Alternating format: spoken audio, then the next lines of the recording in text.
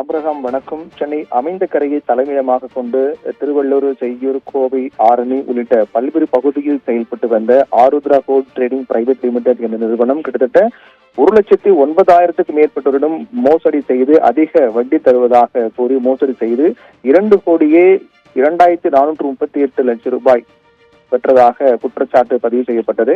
இந்நிலையில் இந்த வழக்கு தொடர்பாக பொருளாதார குற்றப்பிரிவு போலீசார் வழக்கு பதிவு செய்து விசாரித்து வரக்கூடிய சூழ்நிலையில் இதுவரை 21 பேர் மீது வழக்கு பதிவு செய்து விசாரித்து வருகிறார்கள். கிட்டத்தட்ட 10க்கும் மேற்பட்டவர்கள் இந்த வழக்கில் கைதாகி இருக்கிறார்கள். அதில் மிக முக்கியமாக இந்த நிறுவனத்துடைய இயக்குனர் ரூசோ உள்ளிட்ட 10க்கும் மேற்பட்டவர்கள் இந்த வழக்கில் கைதாகி இருக்கிறார்கள். அப்படி கைது செய்யப்பட்டவர்கள் ஆவடியில் இருக்கக்கூடிய கிளையினுடைய மேலாளர்கள் இருவர், அதாவது அருண்குமார், ஜெனோவா என்ற இரண்டுவரும் ஜாமீன் கோரி நீதிமன்றத்தில் மனு தாக்கல் செய்தார்கள். அந்த மனு மீதான விசாரணை இன்று உயர்நீதிமன்ற நீதிபதி தமிழ்ச்செல்வி முன்பாக விசாரணைக்கு வந்தது.